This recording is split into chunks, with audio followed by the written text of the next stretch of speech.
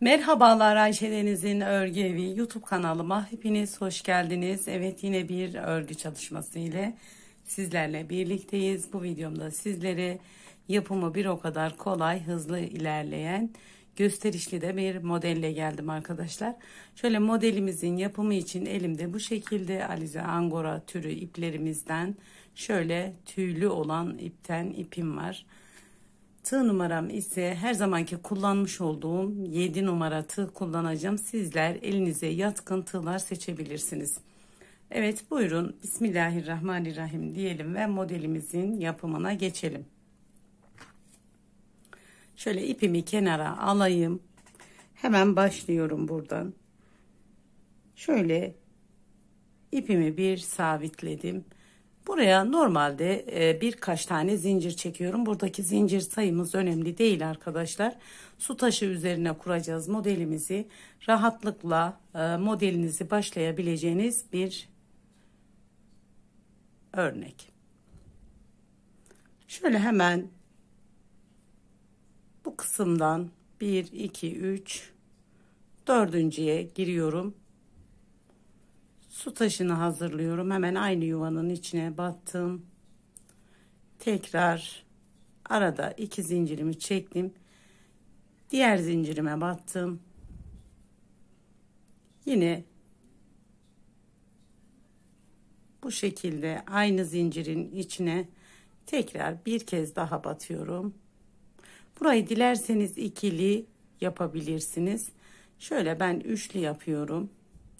Burada 1, 2 zincir çektim. Geriye döndüm. Hemen yine çekmiş olduğum zincirimin içine trabzan yaptım. Yine aynı yuvanın içine trabzan, aynı yuvanın içine 3 tane trabzan, arada 2 zincir, tekrardan trabzan. Yine trabzanımı yaptım, tekrar trabzan. Yani 3 tane trabzan, 2 zincir, tekrar 2 zincirimi çektim, geriye döndüm. Buraya yine 1, 2, 3, 1, 2 zincir, aynı yuvanın içine trabzan. 1, 2, 3. Buradaki trabzan kısmını ikili üçlü çekebilirsiniz. Tamamen isteğinize kalmış. Evet, ben model kurabilmek için bir miktar bu şekilde örüp geliyorum arkadaşlar. Evet, model gösterecek kadar su taşıma ayarladım arkadaşlar. Hemen modelimize başlayalım. Burada 1, 2, 3 zincir çektim. Tığımın başına ipimi aldım. Burada son yapmış olduğum trabzanımın hemen içine trabzan yapıyorum. 1, tekrar 2 zincir çektim. Bu kenar kısmına ikili yapacağım arkadaşlar. Tekrar 1, 2. Burayı daha ince tutmak istedim. Hemen devam ediyorum. 1, 2, 3 zincir çektim. Birinci su taşıma battım. 1, 2, 3 zincir, tığımın başına ipimi aldım. İkinci su taşımın içine ikili bir trabzan yaptım. Devam ediyorum. Arada 2 zincir, aynı yuvanın içine tekrar bir trabzan. 2 zincir, aynı yuvanın içine bir trabzan. 2 zincir, aynı yuvanın içine bir trabzan. Toplamda 4 tane trabzan yaptık. 1, 2, 3, 4. 1, 2, 3 zincir. Hemen sıradaki su taşımın içine giriyorum. 1, 2, 3 zincir. Tığımın başına ipimi alıyorum. Bu kısma giriyorum. Trabzan. 2 zincir. Aynı yuvanın içine trabzan. 2 zincir, aynı yuvanın içine trabzan. Tekrar 2 zincir, aynı yuvanın içine trabzan. 4 tane trabzanımız oldu. Bu şekilde 3 zincir sıradaki su taşımın içine sık iğne. 1 2 3 zincir, tekrar model, 2 zincir, aynı yuvanın içine 2 zincir, 4 tane trabzan yapıyoruz.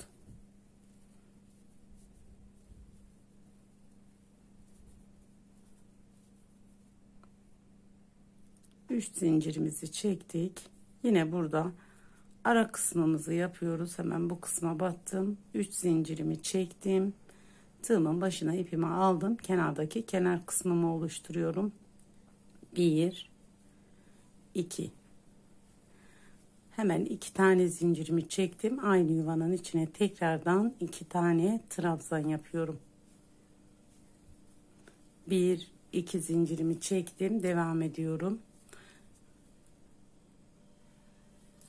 Tığımın başına ipimi aldım, geriye döndüm. Buradaki su taşımı yapıyorum. 1 2 kenar kısım. 2 zincirimi çektim. Aynı yuvanın içine tekrardan 1 2 trabzan. Burada artık modelimizin ikinci sırasına geçtik. Burada 3 tane zincir, 1 2 3. Tığımın başına ipimi aldım. Hemen şu kısma giriyorum. Buraya trabzan yapıyorum. 1 2 3, toplamda 3 trabzan. Tığımın başına ipimi aldım. Yine ikinci açıklığa geçtik. 1 2 3 trabzan yaptım. Burada arada 2 zincirimi çektim. Tığımın başına ipimi aldım. Aynı yuvanın içine tekrar 1 2 3 trabzan daha yaptım. Kenara 3 trabzan, ortaya 6 trabzan, arada 2 zincir çektik. Tığımızın başına ipimizi aldık. Yine 3 trabzan. 1 2 3. Yine tekrar arada 1 2 3 zincirimizi çektik. Aynı işlemi burada da yapıyoruz. 1 2 3 trabzan. Tekrar 1 2 3 trabzanımı yapıyorum. 2 zincir, aynı yuvanın içine 3 trabzan. 1 2 3. Diğer hemen trabzanımın, zincirimin içine 3 trabzan. 1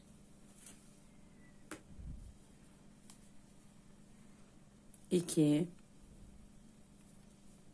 3. 1 2 3 zincir. Bu şekilde hemen ben şu kısımdaki modelimi de uyguluyorum arkadaşlar. Evet, hemen ben 3. örneğimi de yaptım burada. Yine burada 3 zincir, 1 2 3 zincir. Kenardaki kenar kısmımıza geçiyoruz. 2 trabzan, 2 zincir, aynı yuvanın içine 1 2 trabzan. 2 tane zincir ile geriye dönüyorum. Evet arkadaşlar, modelimizi bir kez kurmuş olduk. Şimdi modelin üstüne tekrar modelimizi nasıl kuracağız onu göstereceğim. İkinci örneğimize geçtik. 1 2 trabzanımı yaptım. 2 zincir, aynı yuvanın içine tekrar trabzan. Şimdi burada bir alt sırada yapmış olduğumuzu tekrarlıyoruz. Burada yapacağımız 1 2 3 zincir, hemen buradaki zincirimin içine giriyorum. Tekrar 1 2 3 zincir. Burada modelimizin tepesinde 2 tane zincir çektik. 2 tane zincirimin içine batıyorum. 1 trabzan. Arada 2 zincirimi çekiyorum. Tekrar 1 trabzan daha. Arada 2 zincirimi bir trabzan daha. Arada 2 zincir, bir trabzan daha. 1 2 3, yani 3 tane açıklık, 2 4 tane trabzan oluşturduk. Yine burada 1 2 3 zincir. Buradaki kısma sık iğne olarak girdim. 1 2 3 zincir, tekrar modelimi 2 zincir, aynı yuvanın içine batım. Evet, ikinci modelimizi de bu şekilde model üzerine denk gelecek şekilde kuruyoruz arkadaşlar. Bir üst sırada da bu yapmış olduğumuz dolgularımızı, trabzanlarımızı uyguluyoruz üzerine. Bu şekilde trabzanları yapıp gelirken bu kısmı yapıyoruz. Modelimizin tekrarı bu şekilde ilerliyor. Evet, ben örneğimi birkaç sıra daha ilerleyip modelimi tekrar sizlere göstereceğim. Evet arkadaşlar, ben modelimi birkaç sıra ilerledim. Hemen şöyle göstermek istiyorum sizlere. Gerçekten hem yapımı kolay hem bir o kadar gösterişli bir örnek. Şöyle hemen göstermek istiyorum. Bu kısmı, arka yüzü 2 sıradan oluşan muhteşem bir model olduğunu düşünüyorum. Evet, bu modelden neler yapabiliriz arkadaşlar? Bu modelden yelekler yapabiliriz, bebek örgülerinde kullanabiliriz, etol şallar yapabiliriz, çeyizlik örgülerde kullanabiliriz, hırkalar, yazlık, mevsimlik bluzlar, tunikler yapabiliriz. Evet arkadaşlar, bir videomuzun daha sonuna geldik. Bu aşamaya kadar beni izlediğiniz için çok teşekkür ederim. Bir diğer videomuzda görüşmek dileğiyle. Allah'a emanet olun. Hoşça kalın. Kendinize iyi bakın.